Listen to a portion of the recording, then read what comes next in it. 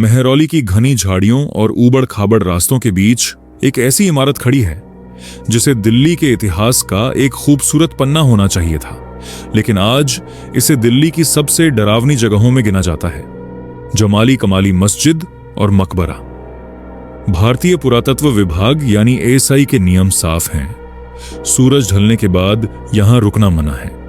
लोहे के भारी दरवाजों पर ताले लटक जाते हैं, लेकिन क्या ये ताले इंसानों को बाहर रखने के लिए हैं या उस खौफ को अंदर कैद करने के लिए जो सदियों से इन दीवारों में सांस ले रहा है?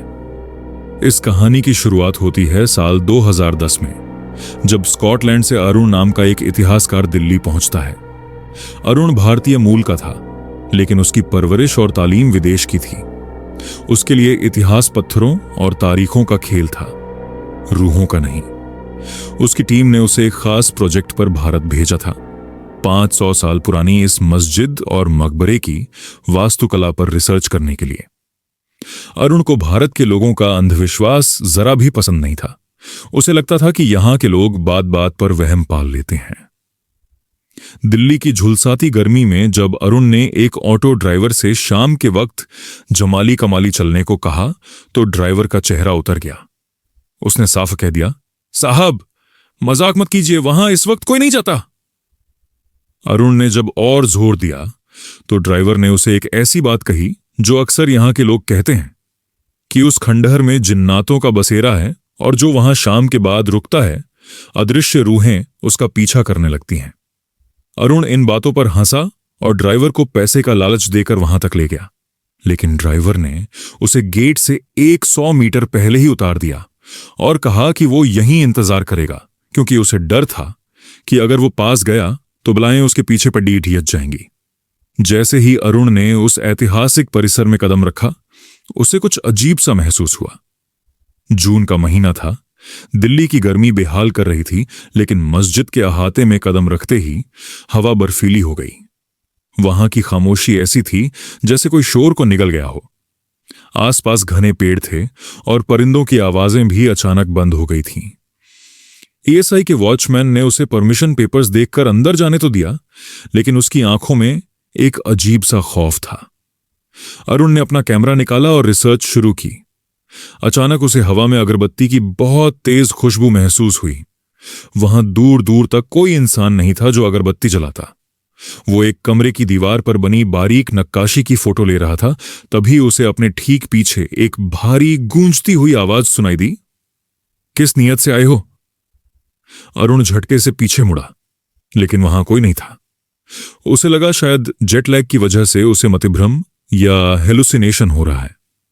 उसने खुद को समझाया कि यह सिर्फ उसका वहम है, लेकिन डर तब हकीकत में बदला जब उसे बाहर के आंगन से लोगों के फुसफुसाने की आवाजें आने लगीं। उसे लगा शायद वॉचमैन या कुछ स्थानीय लोग अंदर आ गए हैं। वो गुस्से में बाहर निकला ताकि उन्हें वहां से जाने को कह सके, लेकिन बाहर का नजारा देखकर उसके पैर जमीन में धंस गए। कोर्टयार्ड में सफेद लिबास पहने दर्जनों साए सजदे में झुके हुए थे। वो नमाज पढ़ रहे थे, लेकिन उनकी हरकतें इंसानी नहीं लग रही थीं। वो किसी पुराने दौर का कोई मंजर था जो दोबारा जिंदा हो गया था। हवा में धुआं सा उठ रहा था और वो रहस्यमयी खुशबू और गहरी हो गई थी। अरुण ने कांपते हाथों से अपना वीडियो कैमरा ऑन किया और उस पूरी जमात को रिकॉर्ड करने की कोशिश की, लेकिन जब उसने कैमरे की स्क्रीन पर देखा तो वहां कुछ भी नहीं था। स्क्रीन पूरी तरह काली थी, जबकि उसकी आंखों के सामने वो सफेद साए अभी भी मौजूद थे। तभी उसकी नजर मकबरे के एक कोने में गई। वहां एक बहुत लंबा साया खड़ा था जिसकी नीली आंखें अंधेरे में चमक रही थीं। वो साया उसे घूर रहा था, जैसे उसकी हर सांस की आहट को सुन रहा हो। अरुण को एहसास हुआ कि ये जगह अब जिंदा लोगों के लिए नहीं बची है। वहां से भागते हुए अरुण ने पीछे मुड़कर देखा तो पूरा आंगन फिर से खाली था। सन्नाटा वापस लौट आया था। वो बदहवास होकर गेट की तरफ भागा और उसी ऑटो ड्राइवर के पास पहुंचा जो उसका इंतजार कर रहा था। ड्राइवर ने उसे देखते ही समझ लिया कि अंदर क्या हुआ होगा। उस रात के बाद अरुण ने कभी पीछे मुड़कर नहीं देखा। वो सीधा लंदन लौट गया। जब उसने अपनी रिकॉर्डिंग्स चेक की तो वीडियो में सिर्फ ब्लैक स्क्रीन थी। लेकिन ऑडियो में साफ साफ अरबी आयतों के पढ़ने की आवाजें आ रही थीं। ये उस वक्त की आवाजें थीं जब वहां अरुण के अलावा कोई दूसरा इंसान मौजूद नहीं था। लेकिन सवाल ये उठता है कि जमाली और कमाली थे कौन? इतिहास कहता है कि जमाली एक सूफी संत और कवि थे जिनका असली नाम शेख फजलुल्लाह था। वो लोदी और मुगल काल के एक रसूखदार इंसान थे।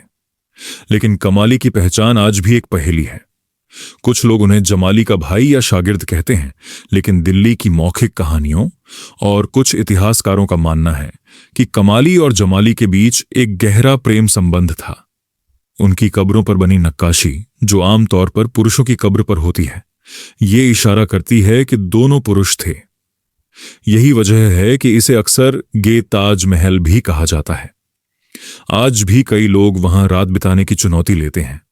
कुछ यूट्यूबर्स और एक्सप्लोरर्स वहां पूरी रात रुकते हैं। उनमें से कुछ का कहना है कि वहां कुछ भी नहीं है, सब अफवाह है। वो कॉरिडोर में घूमते हैं जहां लोग कहते हैं कि अदृश्य हाथों से थप्पड़ पड़ते हैं, लेकिन उन्हें कुछ महसूस नहीं होता। उनकी लाइटें अचानक खराब हो जाती हैं, कैमरे फ्यूज हो जाते हैं, लेकिन वो इसे तकनीकी खराबी मान लेते हैं। पर क्या वाकई ये सिर्फ तकनीकी खराबी है, या फिर वो जिन्नात और रूहें हर किसी को अपना वजूद नहीं दिखाती? जमाली कमाली का मकबरा सिर्फ पत्थरों की एक इमारत नहीं है, ये एक ऐसा बिंदु है जहां इतिहास और रूहानियत आपस में मिल जाते हैं। यहां की दीवारें आज भी उन आवाजों को समेटे हुए हैं जो सदियों पहले खामोश हो जानी चाहिए थीं। कुछ लोग कहते हैं कि यह जगह एक मजलिस है जहां आज भी जिन्नातों की महफिल सजती है। इतिहास कभी कभी सिर्फ वो नहीं होता जो किताबों में लिखा है, बल्कि वो होता है जिसे लोग महसूस करते हैं।